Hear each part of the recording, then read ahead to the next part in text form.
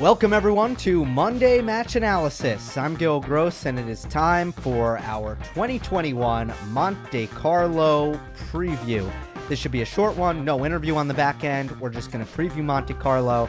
We're going to gear up for the beginning of clay court season and it's going to be a lot of fun. Although it will be elongated now by 1 week because I do want to start with the news that the French Open has been postponed for 1 week. This is a strange situation where the FFT and Roland Garros, and by the way, I feel like it was not so long ago I was talking about the very same topics with what is the FFT doing and Roland Garros and scheduling, but we're here again. Unfortunately, we're still here, and they are waiting for the French government to take away the restrictions and the lockdowns that have been implemented and put in place due to surging cases, unfortunately, in France. It's awkward because obviously the virus is not a binary thing. It does not turn on and off, right? So to delay the tournament 1 week seems completely ridiculous, right? COVID is not going to be different the next week. But here's the thing about government restrictions, right? It is binary. It's either on or it's off.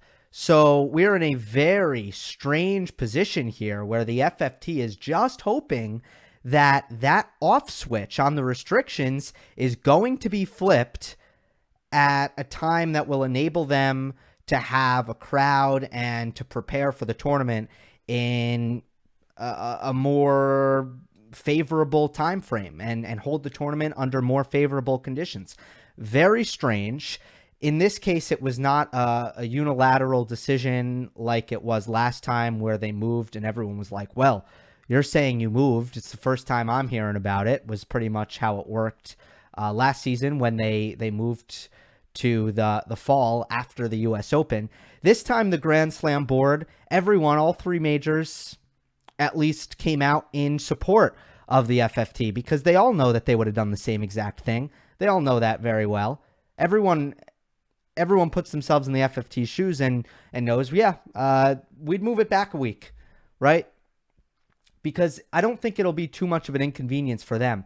What it does do is it cuts the grass court season a week. So it's only 3 weeks as it is, and now it's going to be 2 weeks like it was in the olden days. Before 2015, when they added an extra week, a third week to the grass court season to give players more time to prepare for Wimbledon. Now we're going back to the old way where it'll just be 2 weeks before Wimbledon. I guess I wonder how Roger Federer takes this news and how he internalizes this when it comes to his decision whether or not to play Roland Garros at 39 years of age. Maybe he wants more buffer between the French Open and Wimbledon. So I don't know if that will affect Roger's decision. I don't know. I feel for the grass court events that are held after the French Open. I don't know what they're going to do. And that's why, while the Grand Slam board supported this decision, the ATP, and I don't know if I saw the WTA statement, but the ATP did not. The ATP had its concerns because obviously you're squashing the tournaments that were planned for the week after Roland Garros. So it's, I can't wait until this era of tennis is over. And we don't need to be discussing these things. But that is what I have for you on this. I don't have a take. I don't have an opinion other than the fact that it's strange. I really get it on both sides. It's difficult for a couple of parties, but at the same time, you got to expect that that's the decision that the French Open is going to make. All right, let us get to the Monte Carlo preview. We'll start with the thumbnail, which I got out of the habit of showing you guys on YouTube the thumbnail, but it's such a beautiful venue, Monte Carlo. Such a beautiful venue. So we got to look at it. If you're new to the channel, here's how these previews work. I will go quarter by quarter, section by section. I will give you a dark horse, which is the unseeded player most likely to make a run. I'll give you the upset alert, the seeded player most likely to lose early. I'll give you the early popcorn match, the early round match that I am most looking forward to, and I will give you my quarterfinal prediction. When I'm through with all 4 quarters, I'll give you semifinal and final predictions. Clay court season. Let's do it.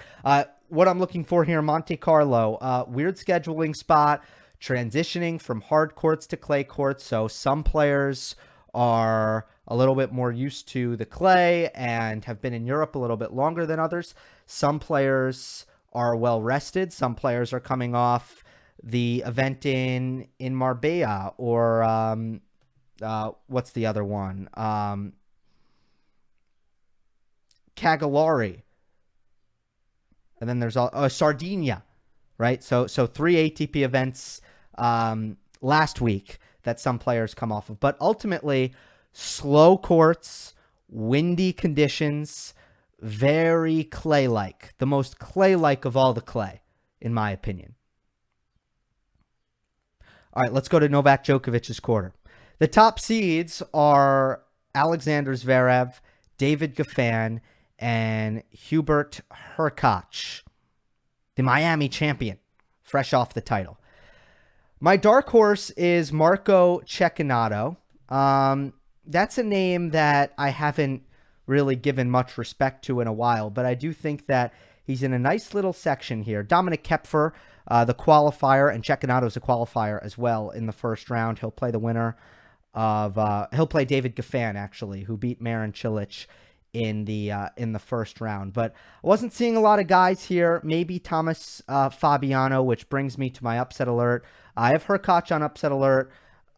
I think we'll find out very quickly that his best surface really by far is hard courts, and he needs to be more aggressive with the forehand on if he's going to have success on clay court. I think Fabiano, who's barely taller than Diego Schwartzman, but a really solid ball striker, someone very used to clay and used to the conditions. The Italians do well in Monte Carlo, for sure. So that's my upset alert. My popcorn match is pretty simple.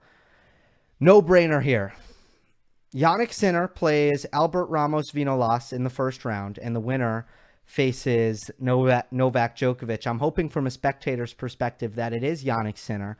I want to see that matchup very badly because I think that they can have some pretty brilliant backhand-to-backhand exchanges from the baseline. But just, all in all, I think that this is a match that could really raise Sinner's profile, has the opportunity to do that. There's been a couple of matches like that in Sinner's career. He did get a crack at Rafa Nadal at Roland Garros, clearly wasn't really ready to make that leap and win that match, although he probably pushed Nadal harder than anyone at last year's French Open. But I think clay is probably at this point Sinner's best surface, and it will be very interesting to see Djokovic. This is his home club, by the way. This is where he trains probably the most weeks out of the year. He's in Monte Carlo, in his hometown, not his hometown, but his permanent residence of Monaco. So he's very used to Monte Carlo as well. I have Zverev and Djokovic advancing to the quarterfinal. Let's just go through their paths. Sinner, Dusan Lajovic, I believe, Djokovic will face in the round of 16. He is a former semifinalist, I want to say. No, I think a former finalist in Monte Carlo. Loves slow conditions, time to load up. But Djokovic advancing to the quarterfinal. Zverev's section could get tricky in the second round. Fucsovics and Sonego in the second round. Sonego will probably be a little bit fatigued from what was a run to the final last week. Fucsovic's excellent on these kinds of surfaces. But I really like Zverev this week. He won Acapulco. He was not up for Miami the very next week. Clearly was not ready to play his first round match. Not to take anything away from Emil Ruusuvuori, but came out very flat after his title run in Acapulco. But clay court is my surface of choice for Alexander Zverev. And here's the reason why I don't I don't really favor Djokovic in this spot. I've felt this way for a long time now. I don't I don't tend to fancy Djokovic when he is coming off of long breaks. I just don't think he plays his best tennis um, coming out of these long breaks. So I don't favor him here. I think Zverev is a little bit more in form. It's a matchup that Djokovic has. They've been playing really close matches, and Novak's won 4 in a row here. I think Zverev ends the run here, and I'm going to put Zverev through to the semifinal. Moving along to Stefanos Tsitsipas' quarter, the top seeds are Matteo Berrettini and Cristian Garin. This is a crazy quarter. I don't like anyone here. I'm not confident at all because Tsitsipas, who I do feel decent about, and I love Tsitsipas on clay. You can expect me to be, pretty bullish on him in my predictions over the course of this clay court season, because I just think at this point in his career, the way he uses the forehand, his athleticism, and how the clay court hides some of his biggest weaknesses, such as his return, I really think that Tsitsipas is excellent on clay, and far and away it's his best surface. So you can expect to see me predict him to go pretty far for the most part. But there's a lot of wild cards here. His draw is terrible, and I wouldn't be surprised if he lost. But in the second round, he faces the winner of Lorenzo Musetti and Aslan Karatsev, and then he could get Felix Auger-Aliassime or Cristian Garin. This is FAA's first tournament with Uncle Tony as his coach. I do like FAA in this spot. Not because of Uncle Tony, really, but I love FAA when the courts are super, super slow and he has tons and tons of time. I think it makes his forehand all the more lethal. And as a result, I tend to enjoy watching FAA on a surface like this, which, he still takes time away and plays really an aggressive brand of tennis despite the speedy court surface. But I think when he has when he has more time to set up, he's a little bit more consistent and deadly with his very, very precise and punishing forehand that he possesses. And he gets good angles on his cross-court backhand as well, which helps him on clay. So FAA is my dark horse unseeded here.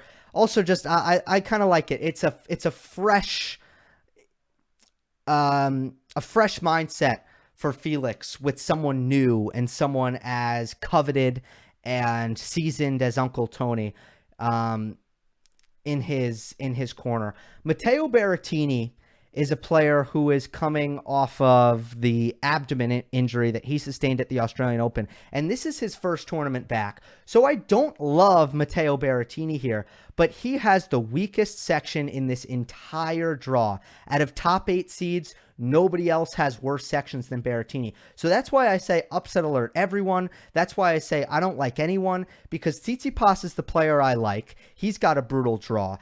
Berrettini is a player who I don't love, but I don't see anyone in his section that I'm really comfortable saying will make the quarterfinal. I think Cristian Garin has what I see as a toss-up in the first round against Felix Auger-Aliassime. So who do I like? I don't like anybody. I like nobody. I'm going to put Tsitsipas through to the semifinals, but everyone is on upset alert, and I'm really looking forward to the second round match, Aslan Karatsev against Lorenzo Musetti, because this is the kind of match that might not be on center court. Actually, it might be because of Musetti's Italian nationality, and Monte Carlo does like to put the Italians on center court, but there's no crowd. So I don't know if this match will be on center court, but it's the kind of match any diehard tennis fan knows this is extremely intriguing. So it's going to be a lot of fun. Hold on, I got to plug something in before my camera dies.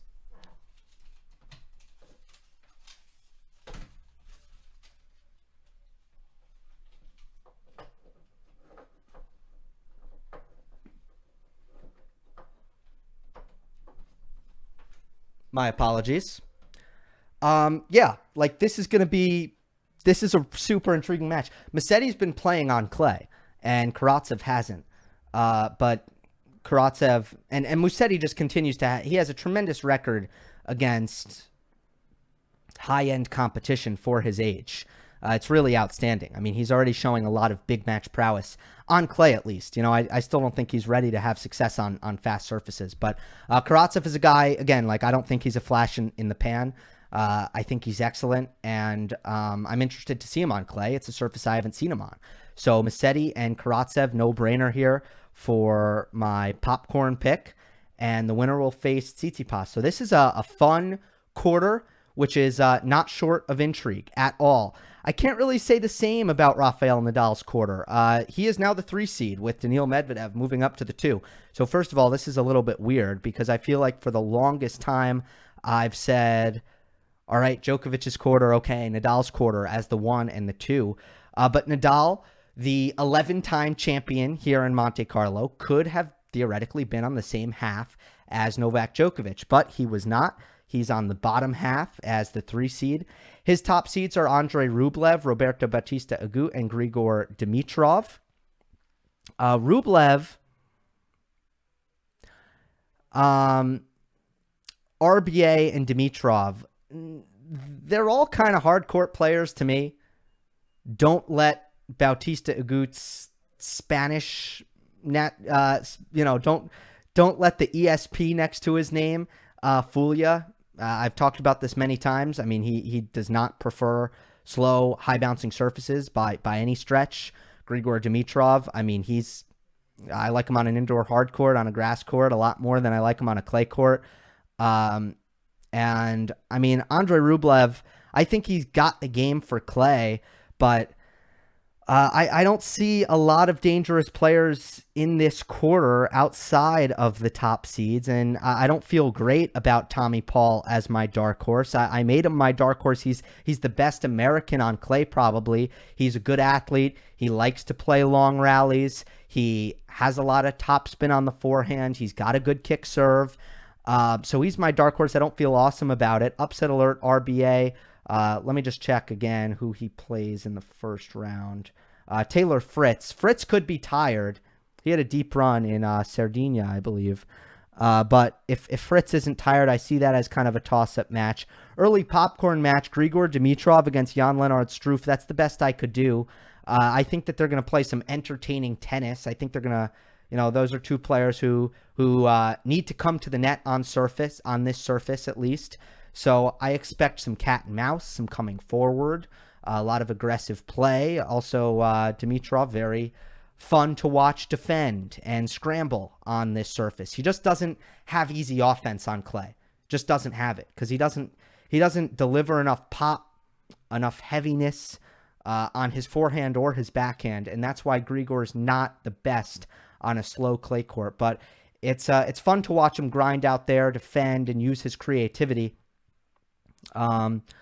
But Struff is going to be able to hit through any court in the world. So that's my early popcorn. I just think it'll be a fun match to watch. But it's this quarter is lacking in intrigue. I don't see anyone stopping this Nadal and Rublev collision course in the quarterfinal. In the same breath, I don't see Nadal and Rublev being a very close quarterfinal matchup either. I see Rafa pretty much cruising in this matchup. I just don't think Rublev... I don't think Rublev has enough when it comes to creative point construction on a clay court surface that's going to demand that. I don't think Rublev will have enough of that at this juncture. He really he's probably going to need to come up with some other ways to bother opponents because the pace is not going to cut it on clay, and he needs to work with more angles and more changing of direction, and these are going to be the things that Rublev needs to build into his game a little bit more if he wants to have success on clay. I do think he'll have success on this surface in his career because he's got the tools, just not quite polished around the edges enough for him to excel on this surface. Against Nadal. So I have Rafa through. Favorable draw for Rafa Nadal. Let's go through it.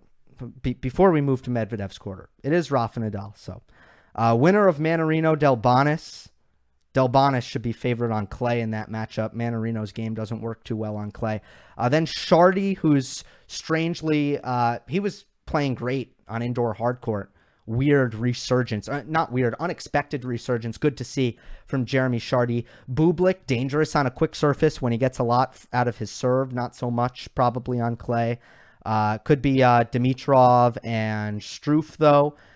Might be probably one of those two players will be the candidates to stop him from reaching that quarterfinal matchup. Yeah, I'd be surprised if Nadal doesn't reach the quarterfinal. And the same goes for Rublev. All right, let's go to Medvedev's quarter. The top seeds are Diego Schwartzman, Pablo Carreño Busta, Pablo Fognini, my goodness, Fabio Fognini. My dark horse in this quarter is Casper Ruud. I feel great about Ruud as a dark horse. It's pretty easy to project long-term success on clay. If you have one of the best forehands in the game, which Casper Ruud does, you just know that the clay court results are going to build and build and build into a place where Ruud's going to be one of the toughest outs in the world on this surface. That's kind of the path that Dominic Thiem took. And Ruud is, in some respects, on that path. Some respects. But I think Ruud has a chance to be very dangerous here in a quarter that I think can open up, because I do have Daniil Medvedev on upset alert. And again, I want to reiterate this. Daniil Medvedev is a former finalist at Monte Carlo. I think that Daniil Medvedev's prospects on clay are a little bit too much to the side of he stinks, right? Because that's kind of the discourse around Medvedev on clay. And at some point, he's going to really challenge that, because he's going to go deep in one of these tournaments. I guarantee it. He's too good a player not to. He's not going to go this entire clay court swing and lose in the first or the second round. It's not going to happen. Is he more vulnerable on this surface? Absolutely. Is Monte Carlo probably too much on the slow side for Daniil to really enjoy on the range of clay courts? I think so, even though he's a finalist here. But more than anything, he's on upset alert, not because he stinks on clay. He's on upset alert because I find his draw to be extraordinarily difficult. Filip Krajinovic, if you look at his challengers results on clay, it's like an automatic title. I mean, he is awesome. Whenever he plays a clay court challenger, he pretty much automatically wins it. And that success has translated pretty much.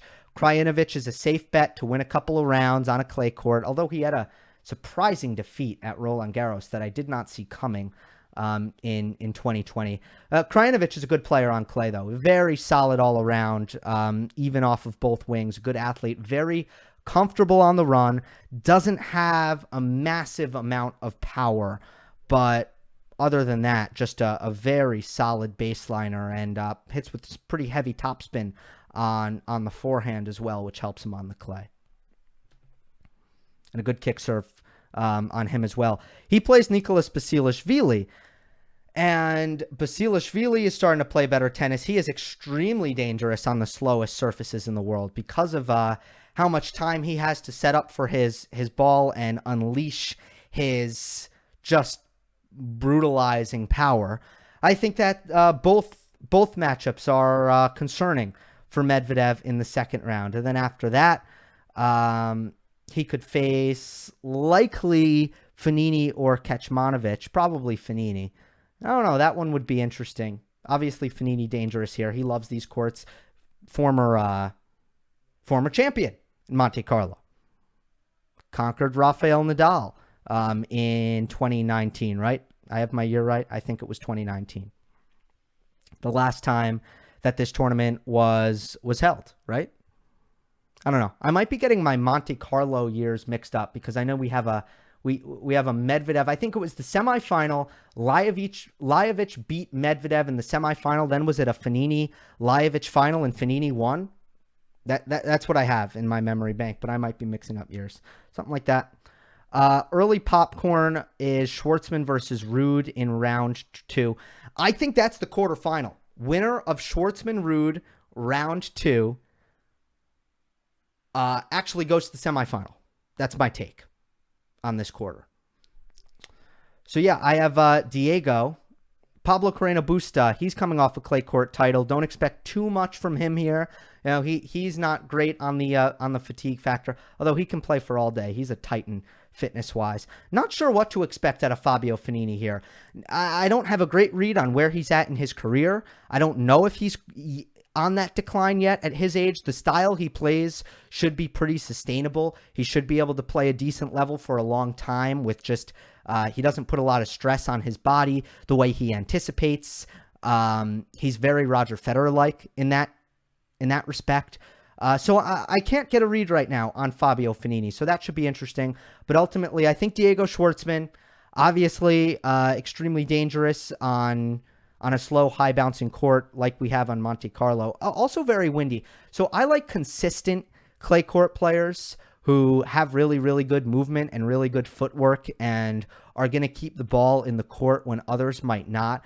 I don't love like the Dominic Thiem like clay courter quite as much, right? The Dominic Thiem clay courter is the kind of player who is amazing on clay a lot because of the offense they bring to the surface. And I feel like Monte Carlo, the conditions, when you take into account the wind, and I think Tsitsipas is in that same category, and I don't love this clay court for Stefanos. I'd prefer a Madrid or a Rome, plays a little bit quicker. I think the wind is tough. It's tough to play offensive tennis here. That's just my 2 cents. Anyway, I think Schwartzman is he's my bet to make it through the quarter, going through Filip Krajinovic. All right, let us go to the final weekend. Zverev over Tsitsipas in 3 sets. Nadal over Schwartzman in 3 sets. And then I'm going to go with Alexander Zverev defeating Rafael Nadal in 3 sets. Again, I'm going with kind of a trend when it comes to Nadal and Djokovic. And this is just not a spot that they've excelled in. Nadal has had to round into form in the most recent examples of clay court events. And I don't know, fitness-wise, if Diego Schwartzman might be able to take a lot out of him. I don't expect him to be playing his best tennis in Monte Carlo. It's been quite a bit since that has been the case. Normally, it's taken him until Madrid or Rome for him to really find his footing. So that's why I'm comfortable picking Alexander Zverev here, who I think is due for a clay court Masters title.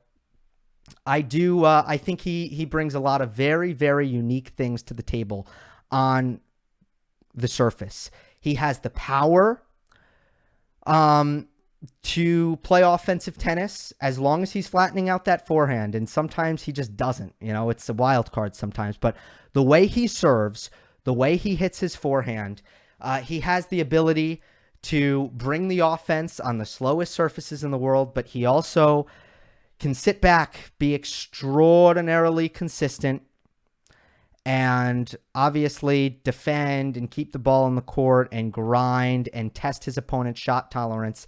He does that very, very well. And with that combination, that's kind of what I'm looking for on a clay court like this. Zverev, I think he's just kind of a younger player who's right now in form, and Nadal needs to take a little bit longer to kind of rev up the engines. So Zverev is my pick here.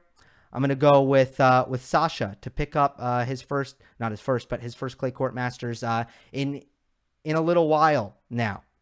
So we'll see. Always a very volatile player.